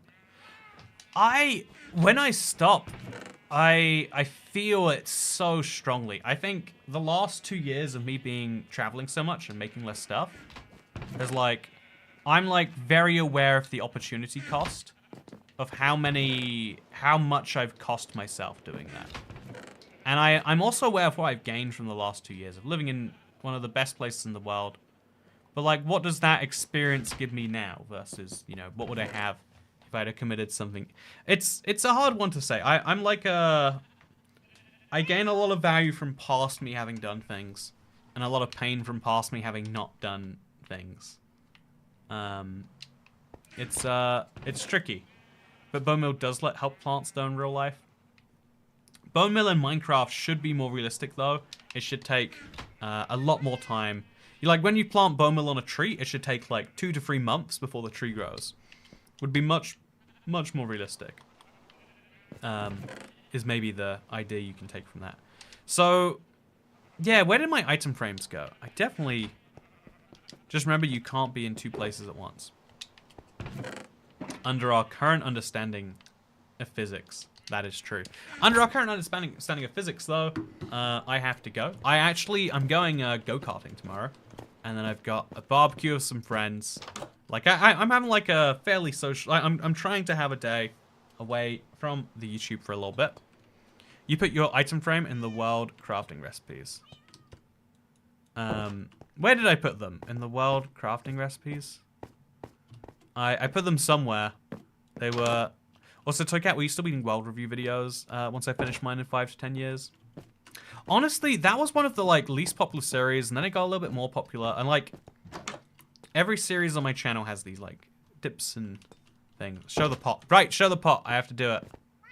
But yeah, so just to keep myself, I'm gonna try and have a day of that stuff.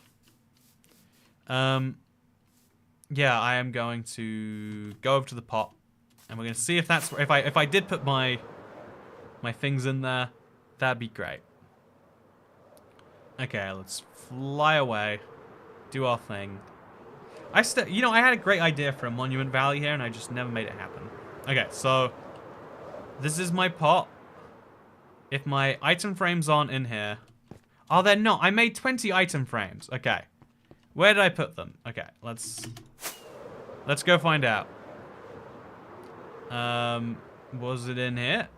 I must have put it in the food box, right? No. Are they in this one? They're not. Where did I put them? I made 20 item frames, chat. I felt they're in a shulker box inside the house. Yeah, I thought they were in the yellow shulker box, but I'm not seeing them. They're in the terracotta shulker box? They're not. I need to put that away, by the way. They're in this one? Ah, there they are. Okay, okay, so now we can go back. We can enjoy the pot. Also, I'm liking this part of the world. It's coming together nicely, right? I think we need to put more stone around the pot for it to blend in correctly. But otherwise, yeah. This is my pot. This is where I'm going to store pot shards. in 20 separate item frames. 1, 2, 3, 4, 5, 6, 7, 8, 9, 10. 1, 2, 3, 4, 5, 6, 7, 8, 9, 10. If I get them all, this will be my display. It'll be a lot of fun. My pot shards will get things hard. Anyway, thank you very much for watching. Hope you all enjoyed, because I'll see you... Wait, do you like my pot, chat? I think it's... I think it's nice. I think it's definitely too short, and it's slightly oblong? Is that the word? And I've got a beautiful cat on the side, though, which is really what matters. Have a good day, everyone, because I'll see you in the next one. Probably Tuesday? Yeah, probably Tuesday. See you on Tuesday. And also, my goal is for Tuesday to get the Basalt Delta single world video out there. It's going to be a big one, but it's going to be a fun one. See you next time. Goodbye.